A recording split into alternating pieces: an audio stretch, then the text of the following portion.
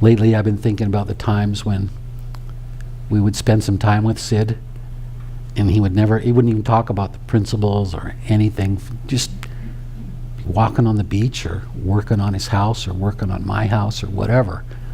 And I'd start out my morning with the things I wished I could change.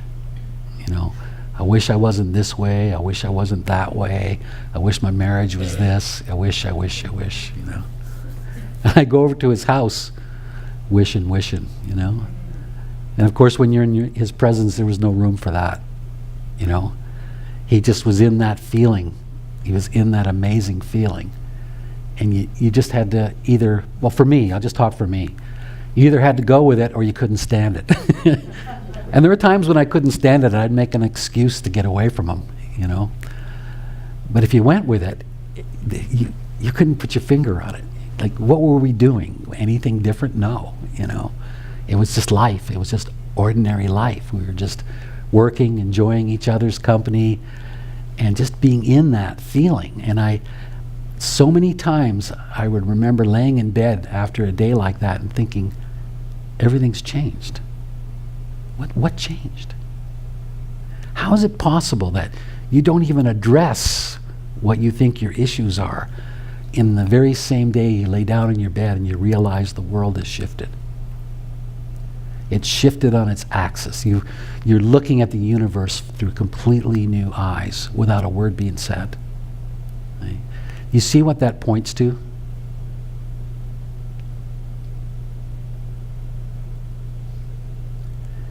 It points to who you really are.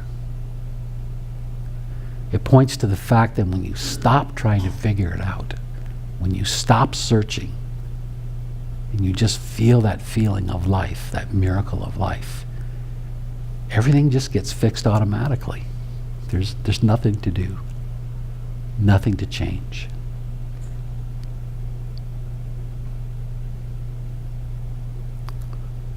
Lately, I've been picturing it sort of like this. It's like, whatever you want to call it, the energy of all things, God, truth, wisdom, I don't really care what you call it. But for the sake of this analogy, we'll call it light. Okay? A light that's intelligent, wise, understands everything in this life, right? And all of us, whether we know it or not, are surrounded by that knowledge, by that wisdom. It's within us, right? And then we have a separate self. And you know that the pure ego, the separate self, is not the problem. You know? I mean, it's life. We somehow are here as an individual entity to go through this life and learn about who and what we are. There's nothing wrong with that. It's just what it is. It's what life is. It is the game of life, to be a separate being, experiencing life and learning from each other, right? The problem only begins when somehow through that experience of our life we begin to have some experiences that we want to defend ourselves from in the future. You know, we develop little insecurities, little itches about life, and certain things trigger reactions in us, and we start to react in certain ways, experience insecurity, experience life through the lens of our thinking. Right? Right? Nobody gets off this planet without doing that. Right? It's the game of life. It really is. And the only problem is that somewhere along the line, as we're doing that very natural thing, somewhere along the line, we begin to think that that ball of thought and experience is who we are. It becomes our identity. Right? It's true for every human being that's ever walked the face of this planet. But that's okay too. Because when you encounter knowledge, when you encounter truth, when you encounter wisdom, when you have a moment when your world just slows down and stops for a split second, you get to see that that little ball that you've developed over your life and said, that's me, is just an illusion. It's nothing. It's nothing.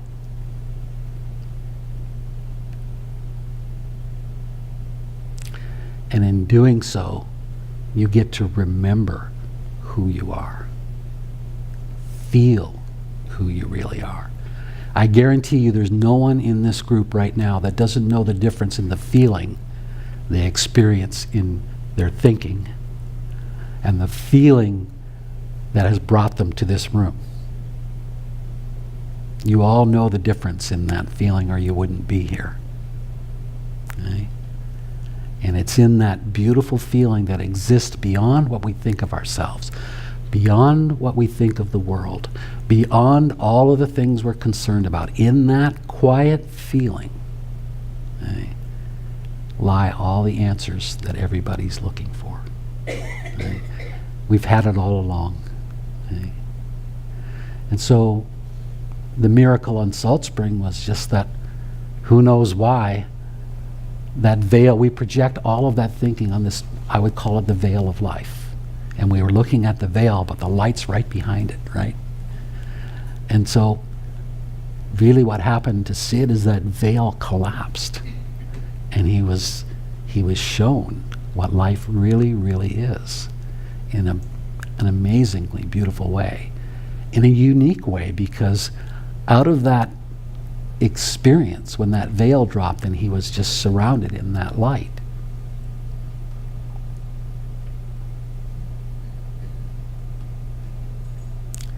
he saw what we all are. Okay? He saw the truth of the human condition. He saw that every human being had the very same thing he was looking at in that moment. And he dedicated his life to telling us that and helping us see that. So for us, as we listen, as we turn it off and we listen, we get little pinholes through that veil and the light comes to us, right? And when it shines on us, we look back at the veil and we see it with more understanding. We understand what we do. We understand our psychological innocence. We understand that there's really nothing to fix. Right? And so the beauty of Sid's materials, his books, his recordings, being here together, is that we're just looking for little pinholes in that veil, and that's all you need. Because it doesn't really matter how much of that light you see at any given moment. You're seeing it. Right? It's yours. And you know, the second you see it, you know where it's coming from. Right? It's not coming from Sydney Banks or anybody else. It's coming from within you.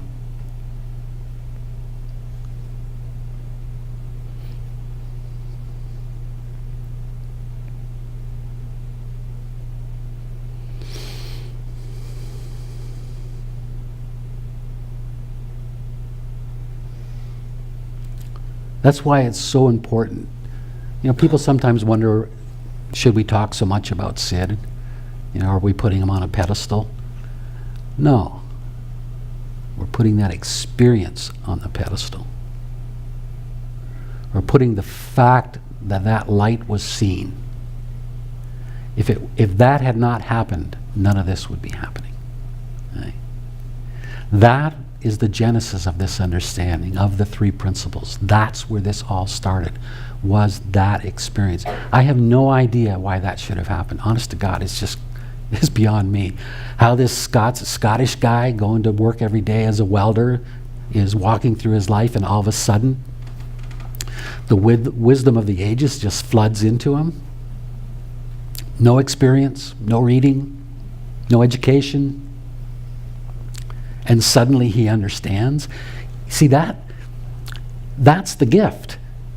That's what we are. That's when you think about simplicity and insight and change, it's that maybe we don't get the full onslaught of light, but we get the pinholes. Right? And they turn our life into absolute beauty. Right? So we can't forget. I mean, when you talk about the principles, what it does for psychology, that is so wonderful. It really is. But all of that is emanating from that original experience. and from the person who had the courage. It must have been crazy for him to start talking to people about what he had seen. I mean, I know it was because he said it was. But that original experience that happened on this island is reverberating for 40 years throughout the world. And it will be for a long after we're gone. Divine mind, divine consciousness, and divine thought is the operating system for all existence. Now, I only sort of know that here and a little bit here, but all you need is to know it a little bit here, right? And you look at all the wonderful doctors that are changing psychology because they have that very basic, simple understanding of how and why we function, what we are. They really know what we are, and that makes them so valuable to this world. You know, they have a gift that you could go to school for 1,000 years and never get close to that gift because they understand. The difference between understanding and learning education-wise is night and day. It's not the same thing. Understanding is understanding. They see what human beings are. When they talk to people, of course they help people as best they can with where they're stuck and how they're hurting and what their psychological issues are. But when you listen to all the wonderful therapists we know talk about the use of the principles, what they really do is they talk to the health in the person. Okay? They address the healthy person. Okay? And in addressing that healthy person, sooner or later, that's who talks back. It's that simple. It's almost too simple. It is too simple. Yeah.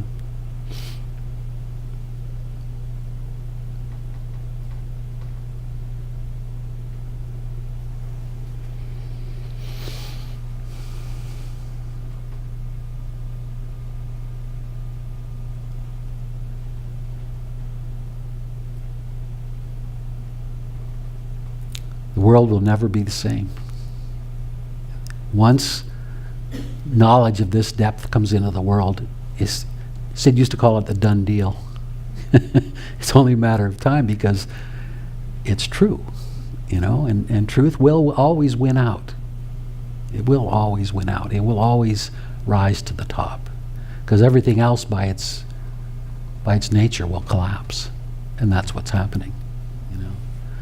Sometimes you know, it is a crazy world right now, so sometimes we get a little concerned about what's going on in the world, but I kind of liken it to what goes on with us. I would say that almost every time I've had a new insight and a new change, just before that I take a dip, you know? And I think that's pretty much true for most of us. We have that experience. You know, it's like you've come to the end of the learning in one level and you feel something new is coming and it kind of gets to you, right?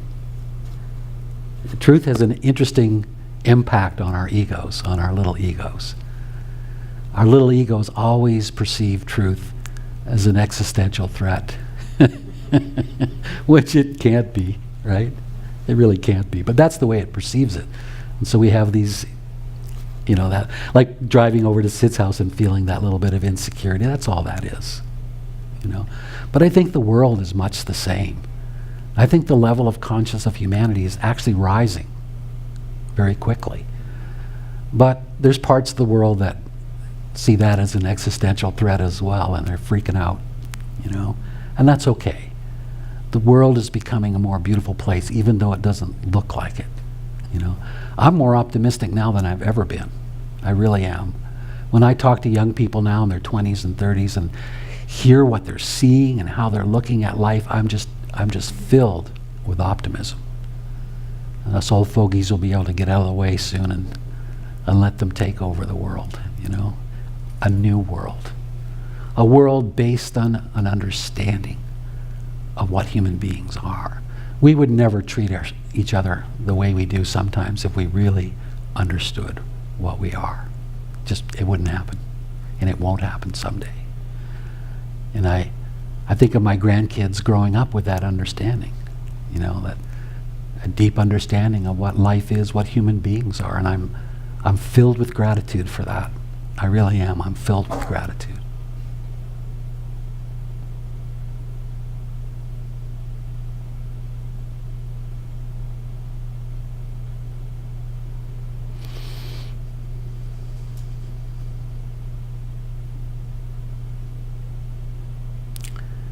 And I'm filled with gratitude for all of you being here. There's no accidents. Nobody's here by accident. It's a room full of lovely people who are willing to look at what they have inside of them. Not always easy. When I first started learning, it was really hard. It was easy to look at everything I had wrong with me. I could get the list out and add to it all day, It's so strange that it takes courage to look at how beautiful you are on the inside, to look at who and what you really are. But only for a while, because then life is so nice when you get a glimpse of that the need for courage drops away. And you just enjoy who you are. And that's all you have to do to share it with this world. It's all you have to do. And the things that you'll get to do if you want to share it will come to you. Elsie, Jan, and I, and many of our friends here, many of you, have had such amazing experiences throughout the world. For us, for like 40 years, just amazing experience. And I can honestly say that we never went looking for one of those experiences. They came to us. Because when you find the mystery, when you get a sense of the real world that lies below thinking, you begin to operate from that world. And when you operate from that world, it's a magic carpet ride. It's like it just gets better and better. It's just, I honestly feel the last year or two have been the very best years of my life, And I truly feel like I'm in kindergarten. I don't know anything,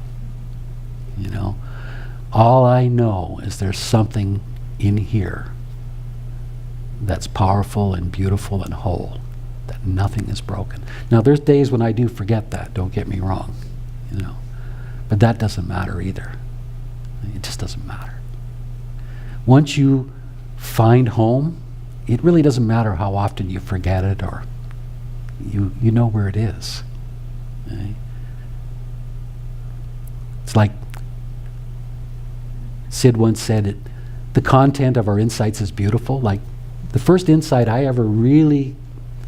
first thing he said that ever really grabbed me was, I heard him say, which you all have heard many times in his recordings, that insecurity is just an illusion created by thought. Well, I only got that at an intellectual level the first time I heard it, but even that was like, wow, if that was only a tiny % true, my life would be totally different, right?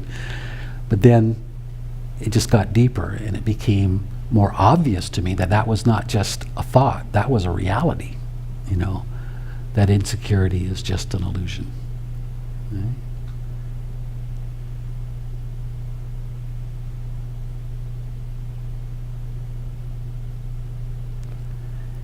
So that's the content of the thinking, and that's beautiful, the content of the insight.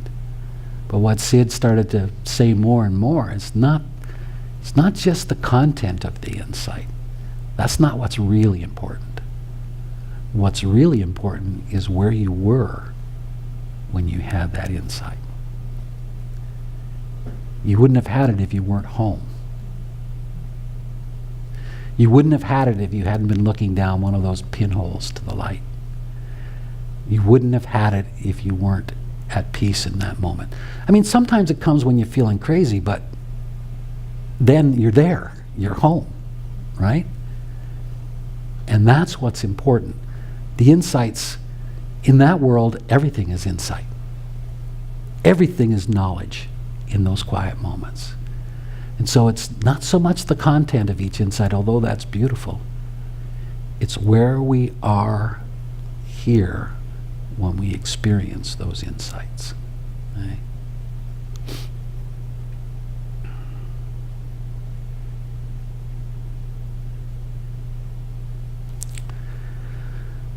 Well,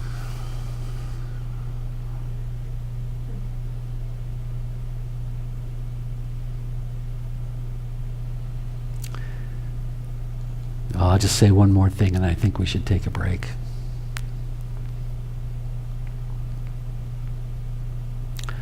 I love it when we're together like this and those silences happen. And we just sink into that silence together and just enjoy that feeling. Because that's going home together. And there's something really beautiful about that, you know, something very powerful about that. So once again, thank you for being here, and thank you for coming with that intent.